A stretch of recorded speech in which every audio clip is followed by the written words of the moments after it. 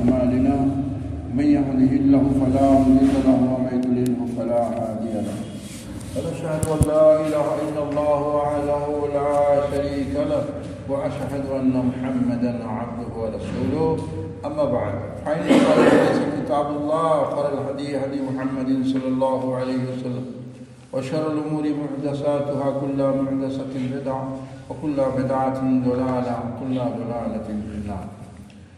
أما بعد فقد قال الله تبارك وتعالى في الكلام المجيد والفرقان الحميد: أعوذ بالله من الشيطان الرجيم بسم الله الرحمن الرحيم.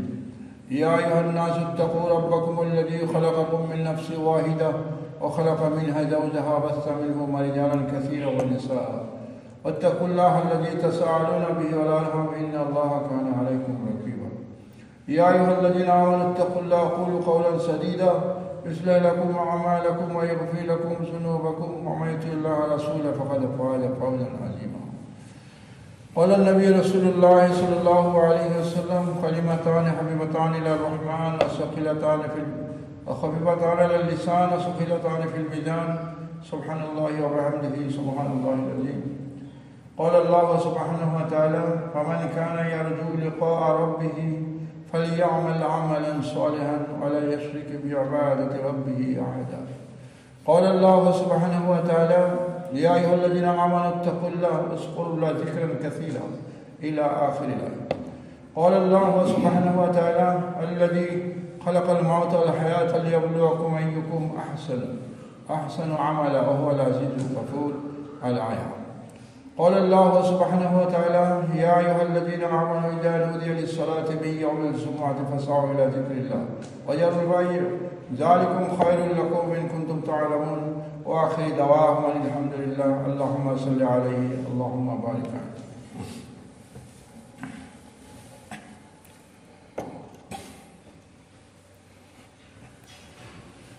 الحمد لله الذي وكفى سلام على عباده الذين اصطفى. أما بعد قال: الحمد لله الذي هدانا لهذا وما كنا لنهتدي لولا أن هدانا الله.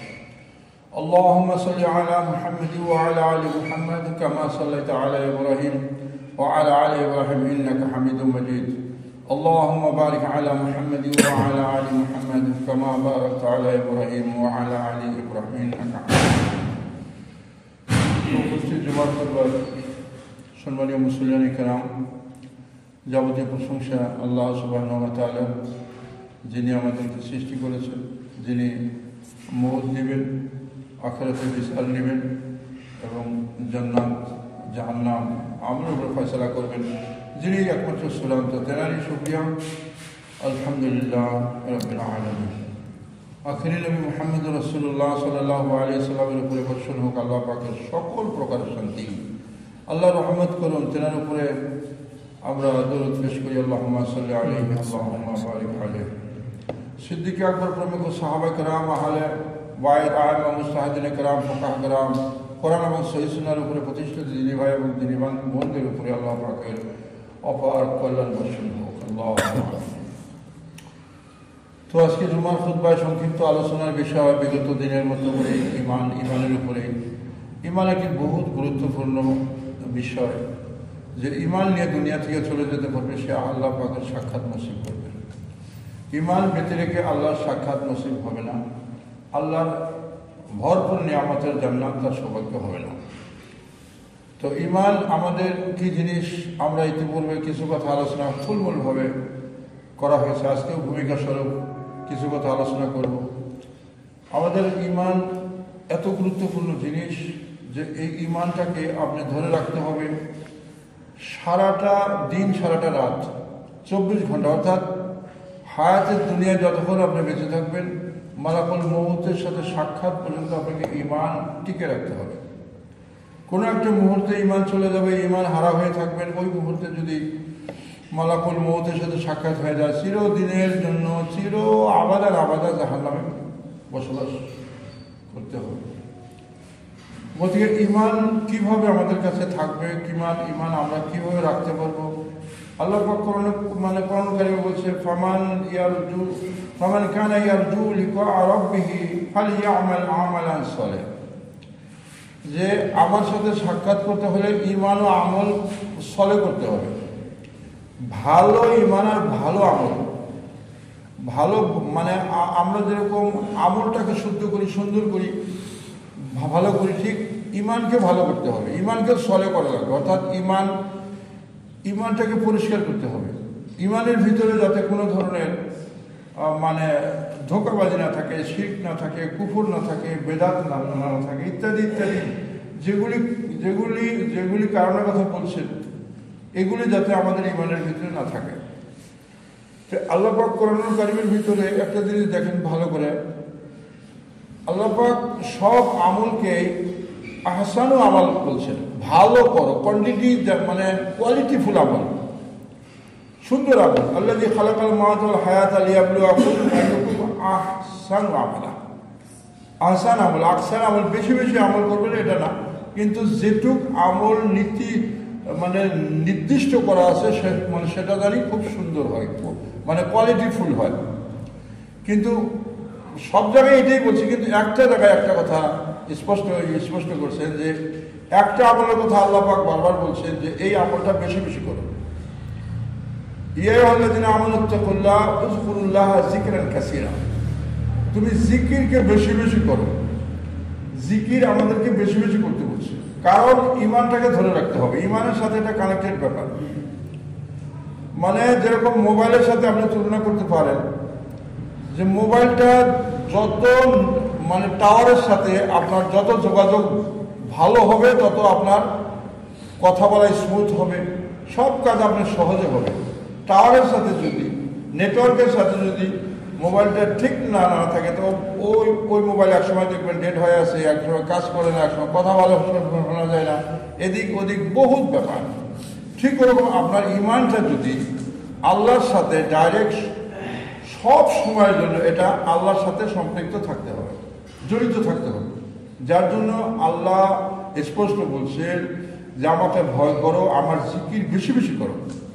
আল্লাহ নবী বলছেন যে ইমানদার ব্যক্তি, মুসলমান ব্যক্তি যে মুসলিম দাবি করে, তার কোনো একটা হালাত জিকির ছাড়া যাবে না, জিকির বাদে সময় কাটবে না ইমানদারের জন্য। ইমানদারের যদি জিকির ছাড়া কোনো সময় কেটে গেল, তাহলে বুঝতে হবে যে আল্লাহর সাথে, অর্থাৎ ইমান আল্লাহর সাথে টাওয়ার ফেল হয়ে গেছে। কারণ আমরা দেখি অনেক সময় আমরা আল্লাহর সাথে বা আল্লাহর দুনিয়া আছি, দ্বীন ইসলাম, আমাদের জিকির, আমাদের হালাত, আমাদের উপরে হুকুম ভুলে যাই, মানে মানে অনেক সময় খেয়াল খুশির বাইরে থাকে। তখন বুঝতে হবে যে ইমানের গর্ব, আল্লাহর সাথে ইমান আমাদের যেভাবে থাকার কথা ছিল ওইভাবে নাই। তাই আল্লাহর নবী আমাদেরকে জিকির করার বিভিন্ন সুরত বাতলাইছেন, বিভিন্ন ধরনের। কোনো জিকির আছে কোনো জায়গার সাথে, কোনো টাইমের সাথে সম্পৃক্ত, আর এক প্রকারের জিকির আছে হর হামেশা কোনো টাইমের সাথে কোনো ধরনের খাস করা নাই।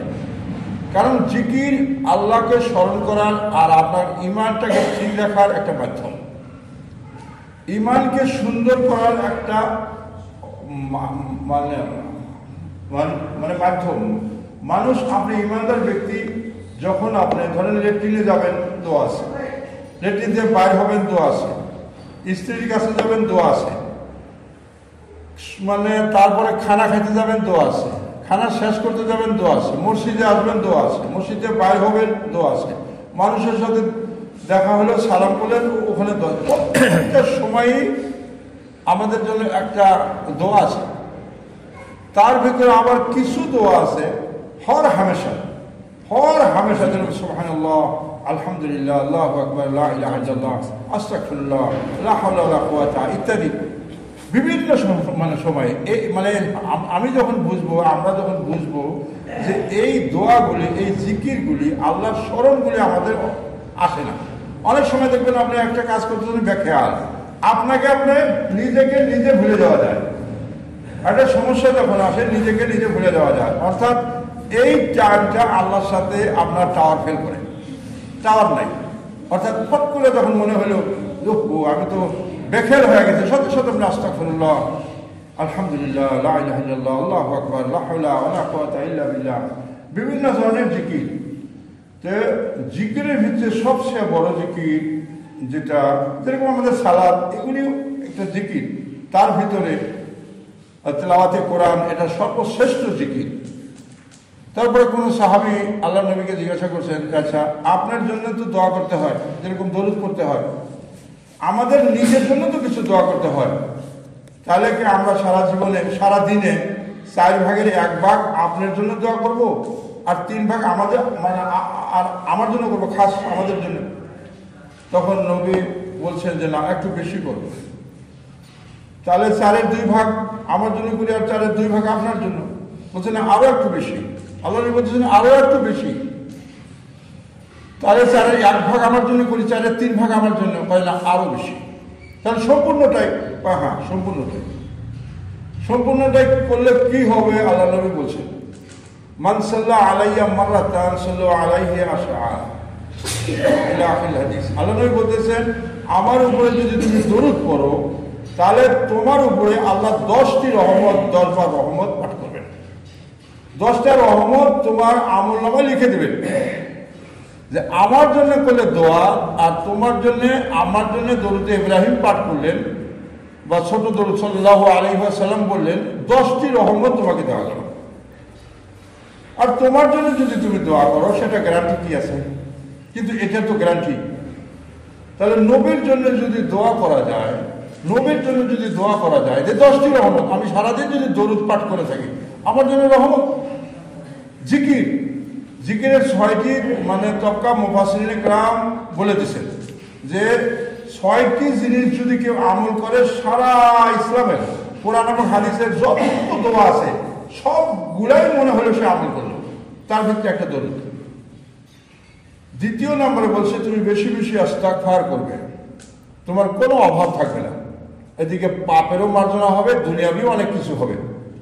আল্লাহ কোরআনুল কারীমের মধ্যে স্পষ্ট বলছে সূরা নূর ভিতরে, ফাকুল তুস্তাগফিরু রাব্বাকুম ইন্নাহু কানা গাফফারা, যে তুমি যদি তাগফিরু মানে ইস্তিগফার পাঠ করতে থাকো আল্লাহ তোমাকে মাফ করে দেবেন। রাব্বাকুম ইন্নাহু কানা গাফফারা, আল্লাহ ক্ষমাশীল।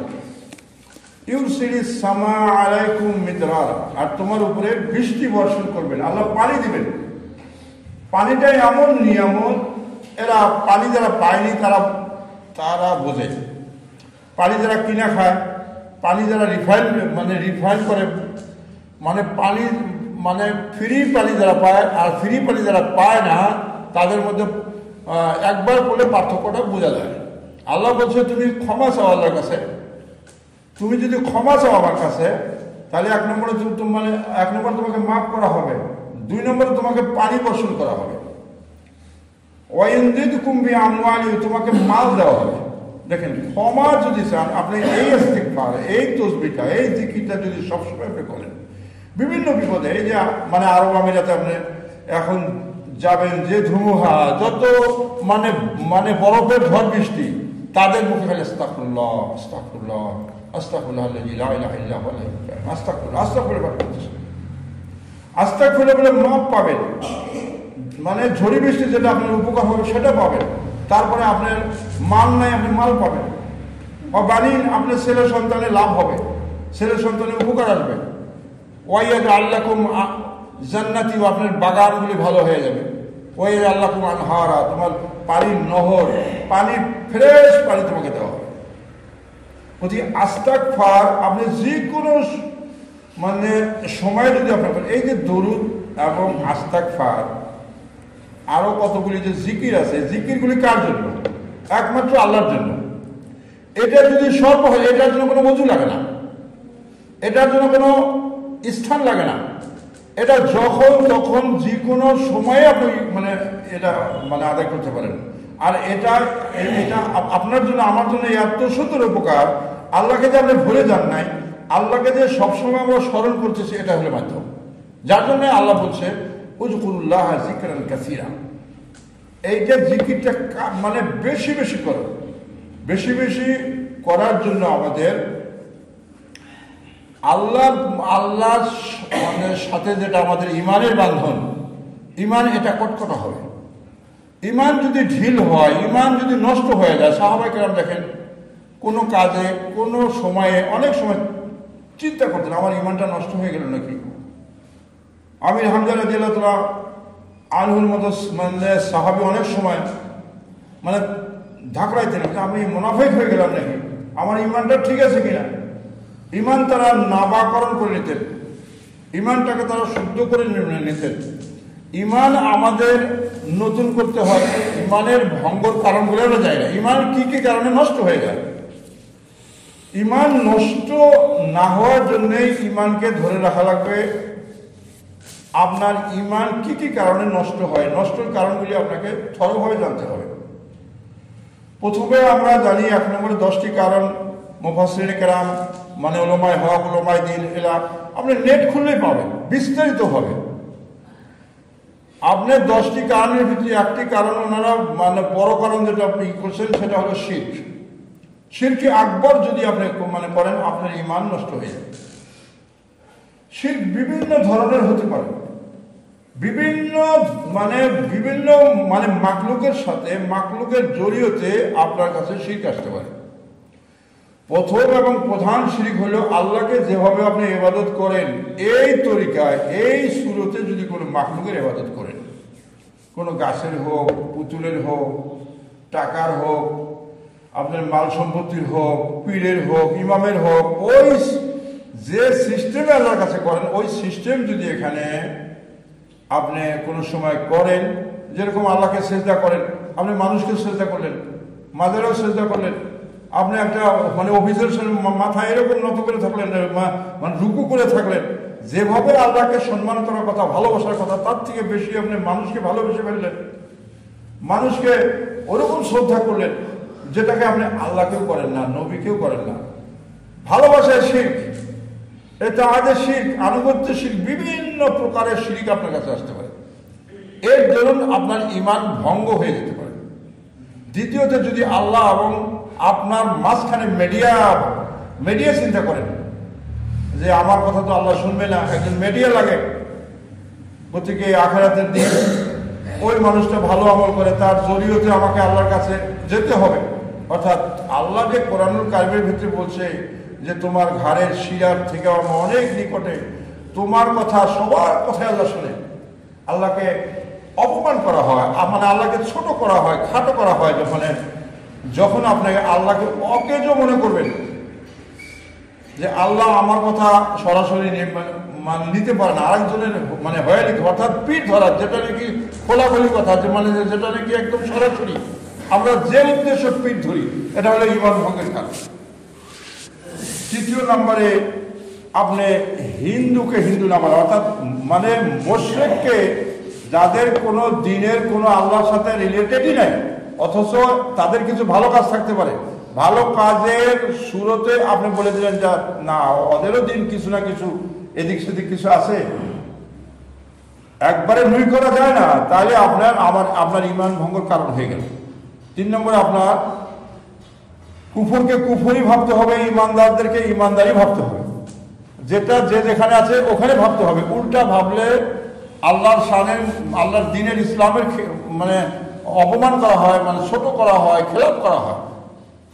4 নম্বরে আপনি ইসলামে যত কিছু আসছে, নবীর আদর্শ, নবী আনার সুন্নত, এর ভিতরে কোনোটা যদি আপনার এখানে 3টা কারণ জড়িত, যদি নবীর থেকে আরো ভালো মানুষ কেউ আছে, যেরকম মহাত্মা গান্ধী, মাদার টেরেসা, ইন্দিরা গান্ধী, যদি ভাবেন যে এদের নীতিটাও ভালো, আমি অমুক উপন্যাস পড়লাম, ওই উপন্যাসের মধ্যে যেটা আদর্শ আছে এই আদর্শটাই ভালো, অথচ নবী ওটা বলেননি, আপনার ইমান ভঙ্গের কারণ এটা। নবীর আদর্শ থেকে অন্যের আদর্শকে উপরে রাখা।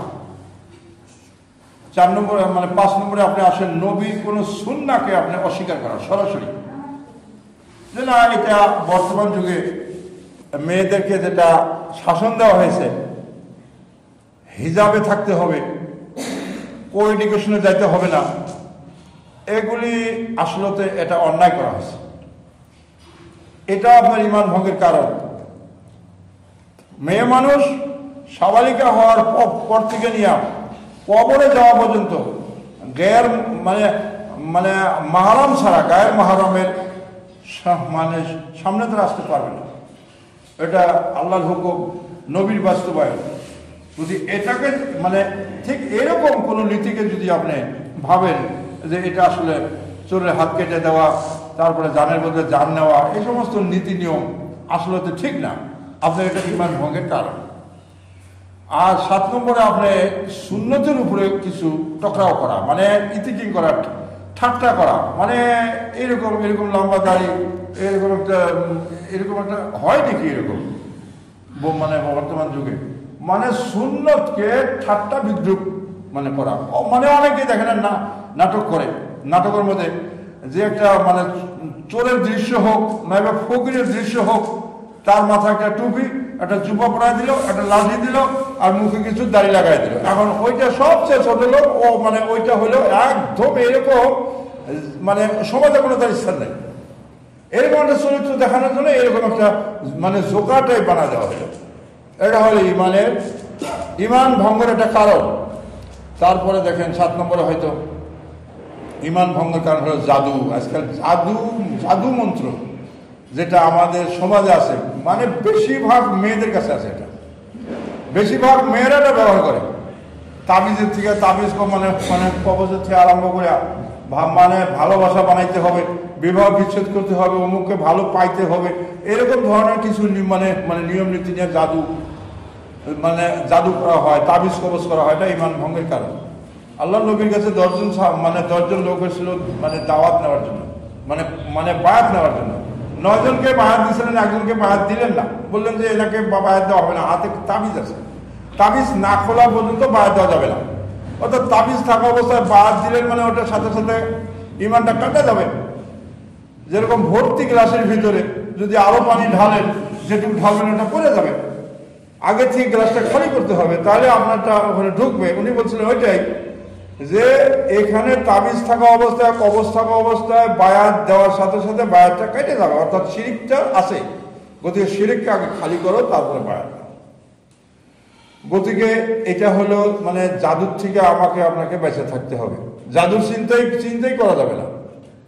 আমাদের অনেক সময় অনেক ভুল হয়ে যায়, তো আল্লাহর কাছে আমরা তওবা করে নেব অবশ্যই, যে আমার ঈমান নবায়ন মানে করতে হলে ঈমান ভাঙার যেগুলি কারণ, এই কারণগুলি যখন ঘটে যাবে তখন বুঝতে হবে যে আমার ঈমান নেই, তাহলে আবার তওবা করতে হবে, ঈমানকে রুজু করতে হবে, আবার নতুন করে আপনি ইসলামে দাখিল হতে হবে।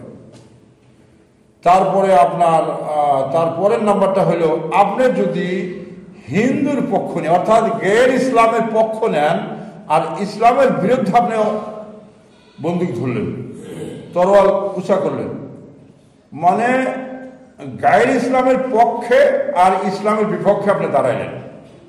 যেটা ধরেন কালেমার দাওয়াত যারা দেয়, ইসলামের দাওয়াত যারা দেয়, তাদের বিরুদ্ধে আপনি গैर কমের পক্ষে আপনি দাঁড়া হলেন। এটা বললে বহুত কথা হয়, এখানে তাগুত জড়িত আছে, এখানে আমাদের মানে ফোর্স আর্ম যা কিছু আছে সব ঢুকে আছে। তো এটা করলে ঈমান ভঙ্গ হবে, মানে ঈমান ভঙ্গের কারণ। আর 9 নম্বরের কারণটা হলো, কিছু মানুষ আছে যে নামাজও পড়ে না, সুন্নত লেবাসও নাই। অনেক মানুষ বলে এদের আর নামাজ পড়া লাগে না, এটা উচ্চ স্তরে মানে পৌঁছে গেছে, এরা পাস করে গেছে, মানে আল্লাহর সাথে সামিল হয়ে গেছে। এটা আপনার ঈমান ভঙ্গের কারণ। যে ওরকম গেছে, ও তো গেছে, ও তো শেষ, কিন্তু আপনি যখন ভাববেন কিছু না কিছু আছে এর ভিতরে, মানুষটা এরকম ওইরকম। আমাদের এই অঞ্চলে একটা নাম করা মানুষ, এই ক্ষেত্রে নাম করা, এই যে তোরা পাগলা যারা পান, এটা মানে আমাদের জন্য এত ক্ষতিকারক, এত মানুষের ক্ষতি মানে করছে কিছু জিনের আমল দিয়া। ওই ধুবড়ির কথা এখান থেকে বলে দিছে, জিন আছে তার কাছে, এ বললো যে বাপরে বাপ, এ তো আল্লাহর ওলি। এই কথা নিয়ে একদিন আলোচনা হইতে হইতে নয়াহাটের আপনি শিখেছেন মানে জাদুঘর, ওর নামটা কি ছিল, আবুল ফজল না কিবা, কয় আমি তো সবচেয়ে বেশি আল্লাহর ওলি, আপনারা তোরা পাগল হয়ে যান কেন? আমি হলাম মানে মানে মানে সবচেয়ে, উনি হলেন ম্যাজিকশিয়ান একটা। এখানে আসেন, তারপরে ওখানে একটা কমলার বিসি রাখলেন, মানুষ বহুত, তার কমলার মানে ওটার উপরে একটা লাল কাপড় দিলেন, বিসিটা ঢেকে দিলেন, আর কি কি পড়তেছেন, ওখান থেকে একটা গাছ বাইরে হলো, গাছ বাইরে হয়ে মানে কমলা ধরলো, ফুল আসলো, কাঁচা কমলা, তারপরে লাল হইলো, পাকলো, উনি ছিঁড়ে সবাইকে খাওয়াইলো। এখন উনি কি কম? এখন ওনাকে যদি ভাবেন, ইসলামের লাইনে যদি ভাবেন ইনিও কম না, তাহলে আপনার ইমান কেন? ইসলামের লাইনে নবী যেটা করেননি, নবী যেটা করে দেখাননি, নবী যে স্তরে যাননি সেই স্তরে কেউ গেছে, সেই জিনিস কেউ করছে, করে দেখাইছে, এটা ভাবা মাত্রই আপনার ইমান যাবে। কিছু মানুষ বলে যে আমাদের নামাজ নাই, নামাজ পাস। ও আবুদু রব্বাকা রব্বাকা হাত্তা ইয়াতিকাল ইয়াকিন, তারা বলছে এই আয়াতের চলেছে আমাদের ইয়াকিন হয়ে গেছে, এখন আমাদের আর কোনো নামাজ নাই। আচ্ছা, এখন চিন্তা করেন, তাহলে আল্লাহর নবী শেষ সময়ে দুই সাহাবীর কাঁধে হাত ছুঁয়ে ঠ্যাং শেষরে নিয়ে নামাজ পড়ছেন, একটু নামাজ নেই করেন। তাহলে মানে ইয়াকিন মানে মৌত, বলছে আল্লাহর ইবাদত করে মৌত পর্যন্ত। তাফসীর ব্যাখ্যা করে দিয়েছেন যে ইয়াকিন মানে ইয়াকিন বুঝাই দিয়েছেন যে বিশ্বাসে কিনা, আমাদেরকে আল্লাহর প্রতি মানে বিশ্বাস হয়ে গেছে, তাহলে নামাজ কিসের? এটা একটা ধোঁকাবাজির তাফসীর। গতিকে এই যে 9 নম্বর মানে কারণটা আমাদের কাছে বহুত।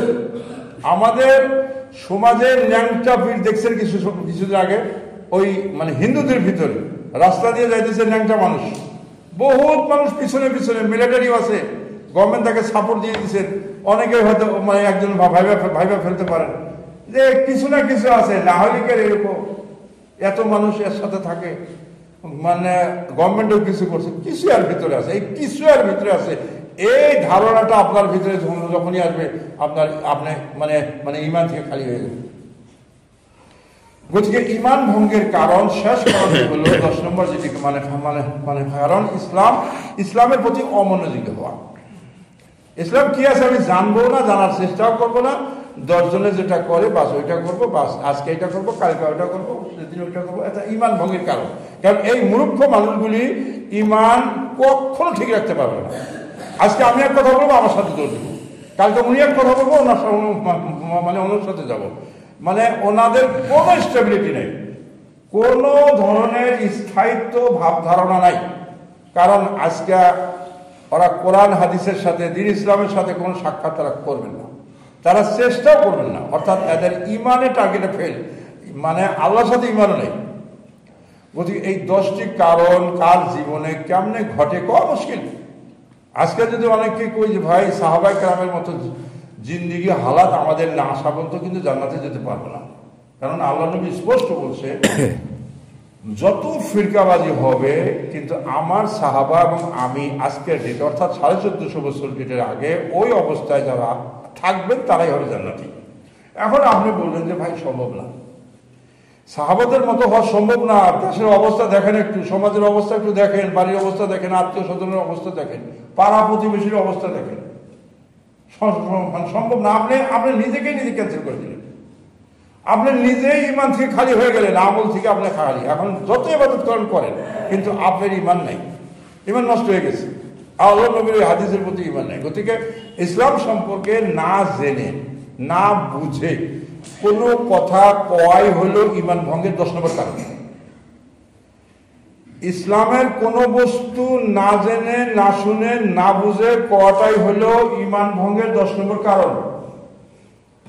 গতিকে ইমান এত বড় দৌলত, ইমান সাজানোর জন্য 9টি আহকাম মানে 6টি আরকান, এটাকে আপনি সাজায় নিতে হবে। ইমানের ভিতরে মানে ঢোকার জন্য আহকাম আরকানগুলি ঠিক করে নিতে হবে।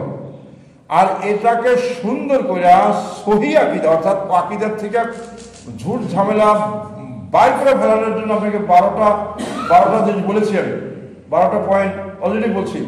এই 12টা জিনিস যদি আপনি ঠিক করে নেন, তখন ইমানটা সহি করার রাস্তা পেলেন।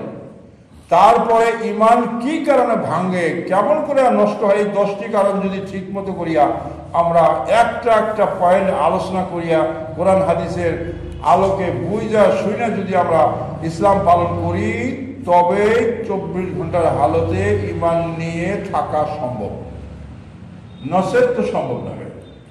গতিকে আমরা সকলে চেষ্টা করব যাতে আমাদের ইমান যত মজবুত হবে, আমল তত মজবুত হবে। ইমান যত ভালো হবে, আপনার আমল অর্থাৎ যে কোনো আমল করেন প্রত্যেকটা আমলের সাথে ইমান জড়িত। সাহাবাকেরা চেষ্টা করতেন ইমান কিভাবে বাড়ে, আমল কিভাবে সুন্দর হয়। বলছি ইমান সুন্দর যদি না হয় আমল সুন্দর হবে না, আর আমল যতই সুন্দর করে সুন্দর হবে না, কারণ আপনি জানেন না তো।